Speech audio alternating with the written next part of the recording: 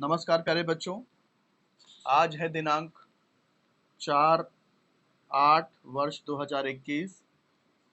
हम लोग 9th class में मैथ्स 2 का दूसरा चैप्टर समांतर रेखाएं कर रहे थे और इसमें प्रश्न संग्रह 2.2 चल रहा था, जिसमें मैंने 4 सवाल कल बता दिए थे।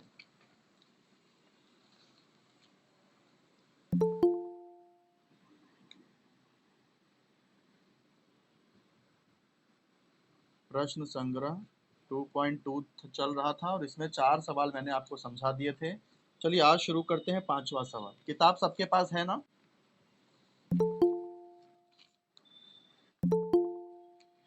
ठीक है, तो मैं डायरेक्ट फिर बेटा बीच में आप लोग अपना माइक ऑफ रखिए। बीच में कुछ मत बोलिए, गुड मॉर्निंग भी मत बोलिए, डिस्टर्ब हो रहा है। जब मैं पूछूं जब मैं पूछूंगा तो ही जवाब दीजिए। हाँ बोलिए। तो दोनों का अटेंडेंस दे देना। ठीक है, और ग्रुप में भी डाल देना कि हमने लेक्चर अटेंड किया था। Okay, maths live lecture attend.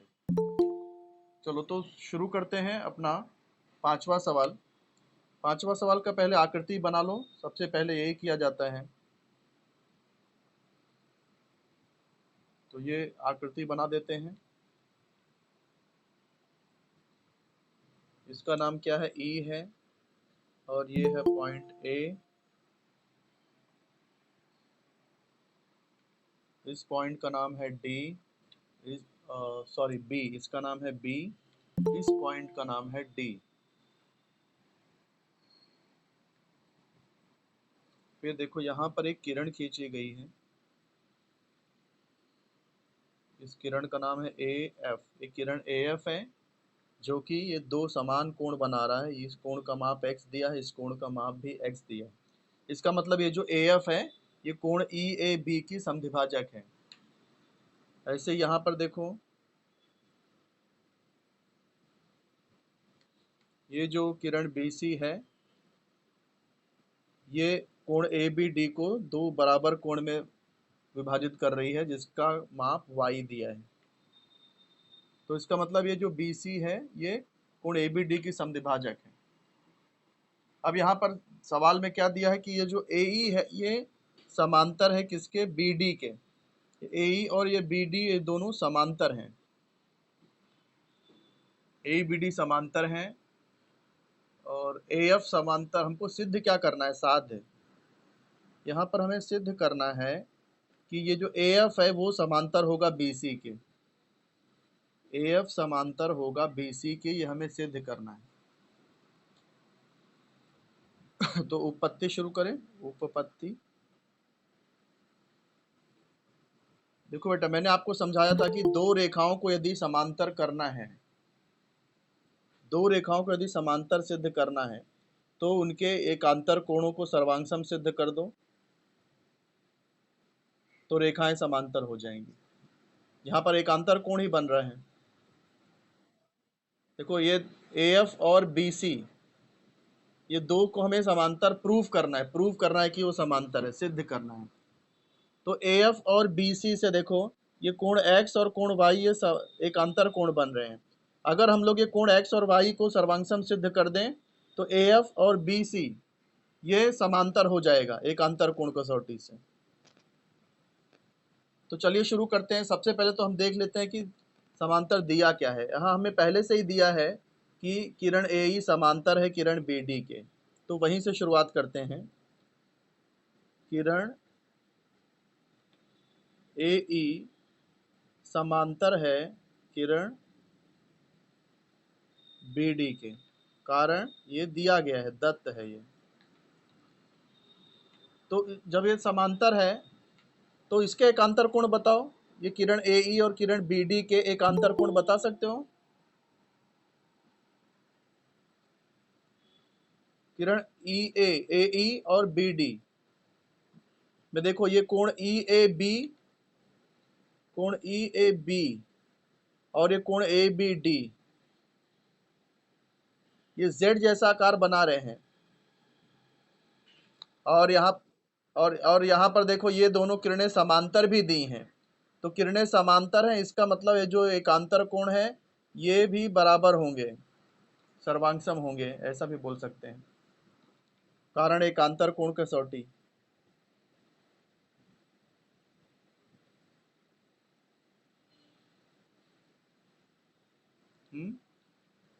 तो अब आगे देखो, कोण ई ए बी का माप, ई ए बी का माप कितना है?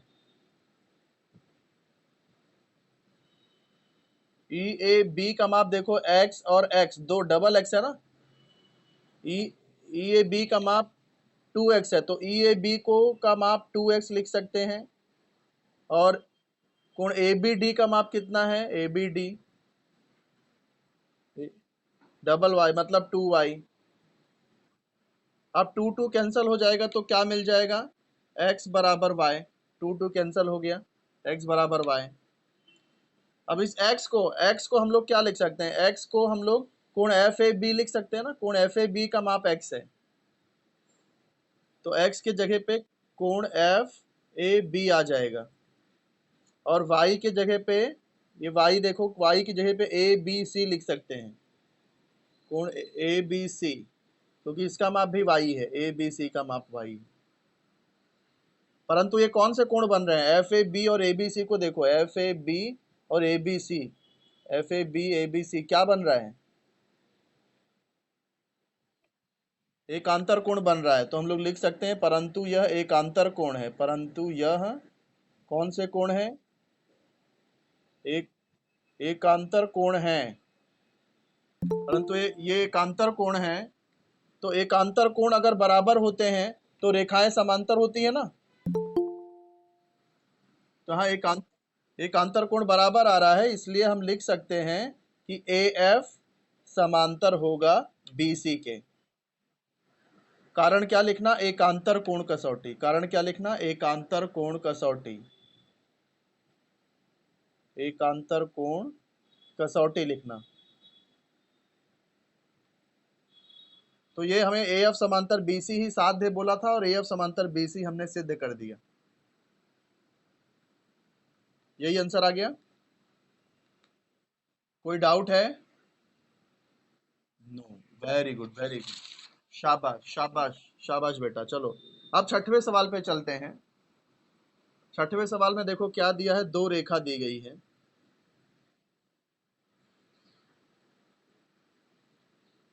एक है रेखा ए बी और दूसरी है रेखा सी डी। फिर एक तिर्यक रेखा भी बनी हुई है। तिर्यक रेखा का नाम क्या है? E F. फिर यहाँ से देखो एक किरण खींची गई है, इस पॉइंट का नाम P दिया है, इस पॉइंट का नाम Q दिया है। फिर P से देखो एक किरण खींची गई है, इस किरण का नाम क्या है? P R। ऐसे Q से भी एक किरण खींची गई है,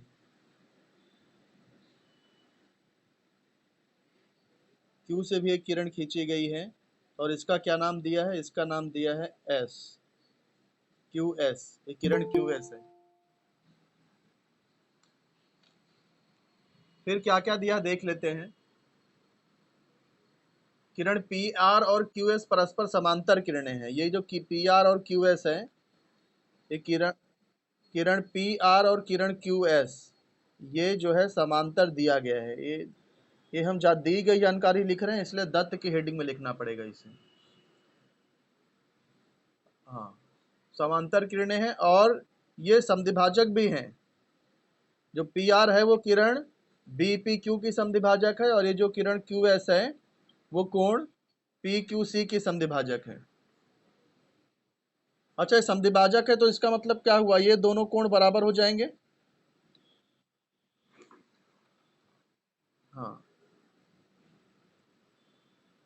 तो देखो ये इस कोण का माप अगर ए है और इस कोण का माप बी है, तो ए और बी बराबर हो जाएगा। हाँ, ऐसे देखो इस कोण का माप यदि हम लोग कुछ और मान लेते हैं, और अगर इसको स्मॉल x मान लूँ और इसको, इस कोण को स्मॉल y मान लूँ, तो क्या होगा? देखो, ये जो QS है वो कोण PQC का समद्विभाजक है, तो x और y भी बराबर हो जाएगा। ठीक है। हाँ, अब हमें सिद्ध क्या करना है? हमें सिद्ध करना है कि ये जो रेखा AB है और ये जो रेखा CD है, ये दोनों समांतर हैं। ये दोनों समांतर है। तो समांतर कब सिद्ध होगा?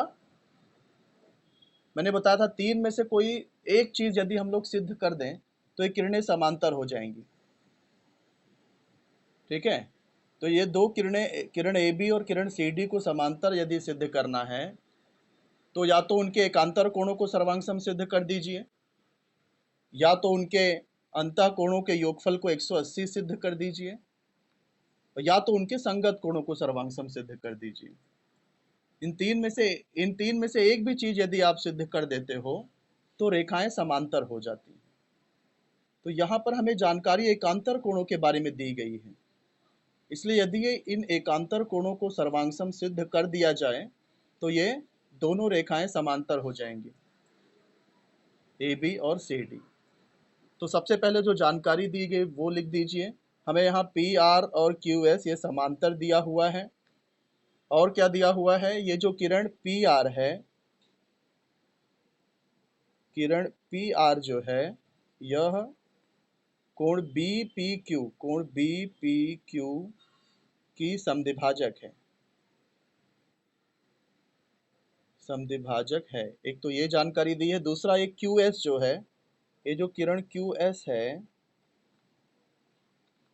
यह कोण कौन से कोण की समद्विभाजक है? कोई बता सकता है? किरण QS किस कोण को समद्विभाजित कर रही है? किरण QS किस कोण को समद्विभाजित कर रही है?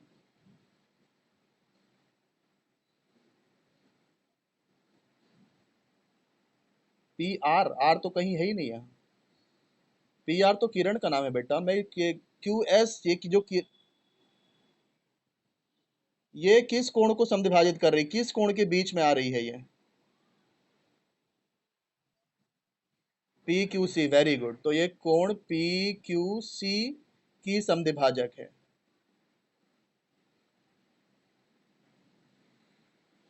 ये हमें दिया गया है। तो सिद्ध क्या करना है? हमें क्या प्रूफ करना है? सवाल में क्या दिया है?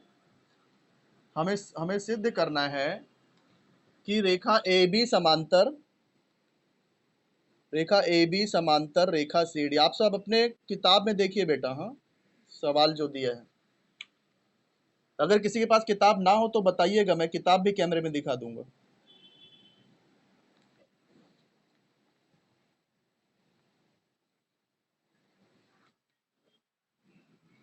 अच्छा, ठीक है, देख लीजिए। सवाल देखो, ये है, ये सवाल है। यहाँ पर ये डायग्राम दिया हुआ है, जहाँ AB और CD ये दो रेखाएं हैं। ये AQ तिरछी रेखा है, किरण PR और किरण QS इस प्रकार से दिया गया है। अब इसके बारे में जानकारी क्या है? देखो, रेखा EF यह रेखा AB तथा रेखा CD को क्रमशः बिंदु P और Q पर प्रतिच्छेदित करती है। तो रेखा EF, ये रहा रेखा EF, ये रेखा AB और रेखा CD को बिंदु P और Q पर प्रतिच्छेदित करती है। किरण PR तथा किरण QS, किरण PR तथा किरण QS परस्पर समांतर किरणें हैं तथा क्रमशः कोण BPQ तथा कोण PQC के समद्विभाजक हैं। इन दोनों कोणों की समद्विभाजक भी हैं। ये किरणें समांतर भी हैं और कोण BPQ की भी समद्विभाजक है और PQC की भी समद्विभाजक है और आपस में समांतर भी है। तो हमें सिद्ध करना है कि रेखा AB समांतर रेखा CD है। इसी चीज को मैंने यहाँ पर नोटबुक में यहाँ बनाया है। ये डायग्राम एज इट इज किताब से देख के बना लिया। जो जानकारी दी थी कि PR और QS ये समांतर हैं और किरण BPQ और PQC की समद्विभाजक है, ये सारी जानकारी दत्त की हेडिंग डाल के लिख देना है। फिर जो सिद्ध करना है कि रेखा AB समांतर CD, वो साध्य की हेडिंग में लिखना है। अब हम उपपत्ति शुरू करते हैं। ध्यान से देखो, यहाँ पर क्या दिया है? रेखा पी आर और क्यू एस समांतर दिया है, सॉरी किरण, पी आर समांतर है किरण क्यू एस के। कैसे पता चला? ये हमें दिया गया है इसलिए दत्त हो गया। तो अब मुझे बताओ ये पी आर और क्यू एस, इसके एकांतर कोण कौन है? एकांतर कोणों के माप क्या हैं?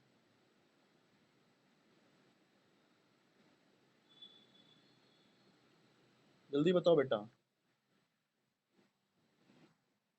R P Q, very good, कोण आर पी क्यू, दूसरा P Q S, P Q S, ये दोनों एकांतर कोण हैं इसलिए बराबर होंगे। कारण क्या लिख सकते हैं? एकांतर कोण कसौटी।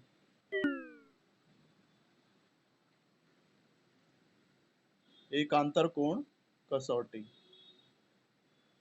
अब देखो आर पी क्यू का माप कितना है? आर पी क्यू का माप ए है, तो हम लोग लिख सकते हैं ए बराबर बी, सॉरी ए बराबर वाई, पी क्यू एस का माप वाई है, बी की जगह पे वाई आ जाएगा। ठीक है, हाँ। अब देखो, अब आगे क्या करना है, देखो ये जो QPS है, QPS का माप जो है ए का डबल होगा कि नहीं? क्योंकि ये PR समद्विभाजक है। ये जो PR है ये कोण QPB को दो समान भागों में विभाजित कर रही है। तो ये जो बड़ा कोण है QPB, ये जो है ए का दोगुना होगा ना, डबल होगा। तो मैं क्या करता हूँ, ए को पीछे 2 से गुणा कर देता हूँ, तो 2A हो गया। मैं जब यहाँ ए में 2 से गुणा किया तो वाई, इधर वाई में भी 2 से गुणा करना पड़ेगा। क्या किया मैंने? दोनों पक्षों में 2 से गुणा किया, दोनों पक्षों में 2 से गुणा करने पर।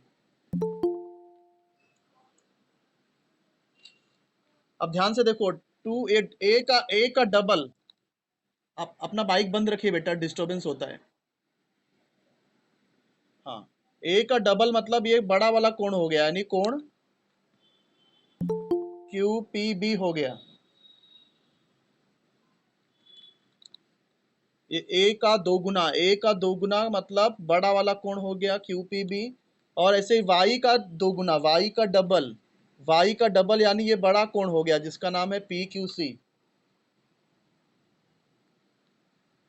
सॉरी, ये आपको दिखा नहीं, वापस से समझा दे रहा हूं। ये y का दोगुना करेंगे तो PQC आएगा, इसलिए यहाँ y का जो दोगुना है उसे कोण PQC लिख दिया। ऐसे आकृति में ध्यान से देखो, a का अगर डबल करते हो तो कोण QPB आता है, इसलिए a के डबल को मैंने कोण QPB लिख दिया। कैसे लिखा? आकृति अनुसार, आकृति अनुसार भी है और दत्त भी है। ये हमें दिया भी था कि ये समद्विभाजक है PR और QS, परंतु ये QPB और PQC को ध्यान से देखो बेटा, QPB, कोण QPB और दूसरा PQC, कैसी आकृति बन रही है QPB और PQC? Z जैसी है, मतलब ये दोनों एकांतर कोण हो गए, परंतु ये एकांतर कोण है, परंतु यह एकांतर कोणों की जोड़ी है, परंतु यह एकांतर कोणों की जोड़ी है। ये एकांतर कोणों की जोड़ी है और बराबर भी है। तो मैंने आपको क्या बताया था कि यदि एकांतर कोण बराबर होते हैं तो जो रेखाएं होती हैं वो समांतर होती हैं। तो यहाँ पर ये एकांतर कोण बराबर मिल गया है हमें, इसलिए रेखा AB तथा CD ये समांतर होगी। इसलिए अंतिम स्टेप हम लोग लिख सकते हैं कि रेखा AB यह समांतर होगा रेखा CD के। क्यों समांतर लिखा? क्योंकि एकांतर कोण बराबर थे, और एकांतर कोण बराबर होने पर रेखा समांतर होती है। ये किस नियम में मैंने आपको बताया था? वो नियम आप कारण में लिख दीजिए। क्या कारण लिखते हैं हम लोग? बताइए, कोई बताओ जल्दी बेटा। एकांतर कोण बराबर है इसलिए रेखा समांतर है, तो कारण क्या लिखते हैं?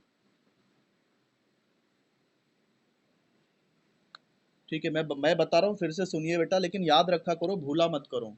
इसे कहते हैं एकांतर कोण कसौटी। अगर संगत कोण बराबर है और रेखा समांतर है तो क्या लिखेंगे? संगत कोण कसौटी। हाँ। अच्छा, अंतः कोण संपूरक है और रेखा समांतर है तब क्या लिखोगे? अंतः कोण कसौटी। Very good. तो बेटा इसी पर आपका ये प्रश्न संग्रह 2.2 समाप्त होता है। अब मैं आपको प्रकीर्ण प्रश्न संग्रह 2 का एमसीक्यू समझा देता हूं। प्रकीर्ण प्रश्न संग्रह 2 का एमसीक्यू आप समझ लीजिए। तो आइए देख लेते हैं एमसीक्यू। एमसीक्यू मतलब मल्टीपल चॉइस क्वेश्चन, जिसमें 4 उत्तर दिए होंगे और एक जो सही उत्तर होगा वो हमें चुनकर लिखना होगा। तो क्या दिया देखो, दो समांतर रेखाओं को किसी तिर्यक रेखा द्वारा प्रतिच्छेदित करने पर तिर्यक रेखा के एक ही ओर बनने वाले अंतःकोणों के मापों का योगफल कितना होता है? 180 180 डिग्री होता है, मतलब इसका आंसर सी आएगा। तो अब परीक्षा में देखो, परीक्षा में कैसे लिखना आप इसको, मान लो ये परीक्षा में क्वेश्चन पूछा गया है, तो लिखने का तरीका क्या है देखो, हम लोग पहले का पहला कर रहे हैं ना, तो ऐसे नंबर डालना, पहले का पहला। अच्छा, इसका आंसर क्या था? पहले के पहले का आंसर क्या था? सी 180 डिग्री था। तो आप ऐसे यहाँ पे लिखना सी 180 डिग्री। क्वेश्चन परीक्षा में मत लिखा करो बेटा, हाँ, समय उसमें वेस्ट होता है आपका। ऐसे ही पहले का दूसरा आप देख लेते हैं। पहले का दूसरा क्या है? दो रेखाओं को किसी तिर्यक रेखा द्वारा प्रतिच्छेदित करने पर डैश कोण निर्मित होते हैं। दो रेखाएं हैं, 8 होता है, 8 कोण होते हैं। अगर आप भूल गए हो, नहीं समझ में आ रहा, तो आप ऐसे भी करके देख सकते हो। देखो, दो रेखाएं हैं और एक तिर्यक रेखा है। यहाँ पर कितने कोण बनते हैं? देखो, 1 2 3 4 5 6 7 8, कुल 8 कोण बनते हैं। तो दो रेखाओं को यदि कोई तिर्यक रेखा प्रतिच्छेदित करे तो कुल 8 कोण बनते हैं। तो इसलिए यहाँ पर आंसर क्या आएगा? C8। तो इसका आंसर अभी सी आ गया है, और जो कि 8 दिया हुआ है। थर्ड वाला देख लेते हैं। थर्ड वाला, थर्ड क्या है? दो समांतर रेखाओं को किसी तिर्यक रेखा द्वारा प्रतिच्छेदित करने पर बनने वाले कोणों में से किसी एक कोण का माप 40 अंश हो तो संगत कोण का माप कितना होगा? देखो, रेखा समांतर है, एक कोण का माप 40 अंश है, तो संगत कोण का माप यहाँ पर पूछा गया है। तो क्या आंसर आएगा बताइए? 40 अंश। कैसे पता चला कि 40 आएगा?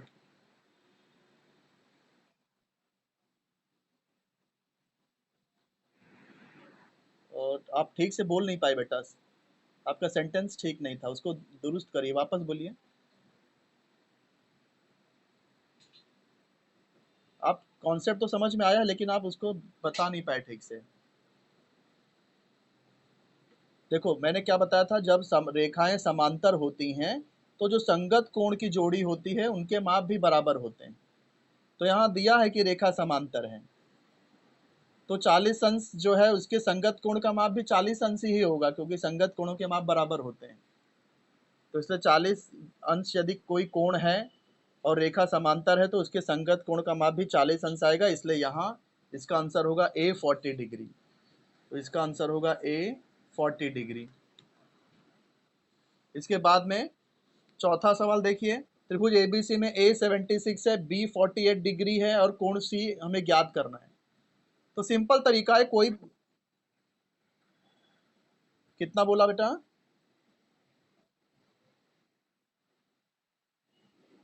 124, 56 कैसे पता चला? आपने कैसे पता चला 56 आया? कारण बता सकते हो 56 क्यों बोला आपने, कैसे मिला आपको?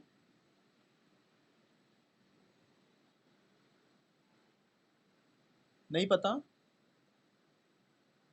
देखो मैं बताता हूँ आपको।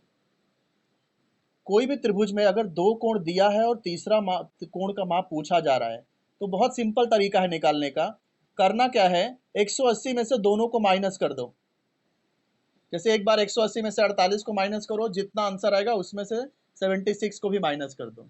चलो करके देखते हैं कितना आता है। 180 में से एक बार किसको माइनस करेंगे, 48 को। तो देखो 0 में से 8 जाएगा नहीं, इस यहाँ से उधार ले लेंगे, 7 हो जाएगा, ये 10 हो जाएगा, 10 में से 8 गया 2, 7 में से 4 गया 3 और ये 1। तो 48 को तो माइनस कर दिया है, बचा क्या 76, उसको भी माइनस कर देते हैं। तो 2 में से 6 नहीं जाएगा, यहाँ से उधार ले लेंगे, ये 2 हो जाएगा, ये 12 हो जाएगा, 12 में से 6 गया 6। फिर ये 2 देखो, 2 में से 7 नहीं जाएगा, तो फिर से यहाँ से उधार ले लेंगे, 0 हो जाएगा, ये 12 हो जाएगा, 12 में से 7 जाएगा तो कितना आएगा 5। तो 56 आ गया। तो इसका मतलब चौथे का आंसर यहाँ 56 डिग्री है। तो आप तरीका समझो बेटा, सिर्फ डायरेक्ट आंसर मत बोलिए, कैसे 56 आया वो भी आपको समझना है। तो चौथे का आंसर जो था वो था बी, 56 डिग्री। फिर पांचवा सवाल देख लेते हैं। पांचवा क्या है, दो समांतर रेखाओं को किसी तिर्यक रेखा द्वारा प्रतिच्छेदित करने पर बनने वाले एकांतर कोणों की जोड़ी में से यदि एक कोण का माप 75 अंश है तो दूसरे कोण का माप डैश होगा। रेखाएं समांतर हैं, 75 अंश दिया है, उसके एकांतर कोण का माप 75 डिग्री होगा, क्योंकि यदि रेखाएं समांतर होती हैं तो एकांतर कोणों के माप। माइक बंद करिए, डिस्टर्ब हो रहा है बेटा, किसी का माइक चालू है? माइक चालू, हाँ ठीक। तो एक कोण का माप 75 है, रेखा समांतर है, तो एकांतर कोणों को उसका जो एकांतर कोण है उसका माप भी 75 डिग्री होगा। तो इसका आंसर आ जाएगा सी, 75 डिग्री। तो ये लेक्चर मुझे यहीं पे स्टॉप करना होगा। आपका होमवर्क ये है बेटा कि जो भी सवाल मैंने आज आपको कराए हैं उसी को आप अपने नोटबुक में अच्छी तरह से अपने मन से करिए बेटा, आपको अपने मन से करने आना चाहिए, क्योंकि अब रिवीजन में मैं आपका ये टेस्ट टेस्ट भी दूंगा, कोई भी सवाल दूंगा आपको आना चाहिए। कितने बच्चों ने लेक्चर अटेंड किया है? 1 2 3 4 5 6 7 8 9 10 11 12 13 14 15 16 17 18 19 20 21। अभी कुछ लोग लेफ्ट हुए मैंने देखा। 24। ठीक है, ठीक है, 24 स्टूडेंट। तो अब बेटा आप लोग लेफ्ट हो जाए, आपका दूसरा लेक्चर भी होगा। होमवर्क आप लोग कंप्लीट करिएगा। ये लेक्चर यहीं पे स्टॉप कर रहा हूँ मैं। ओके, ओके बेटा, बाय बेटा, बाय।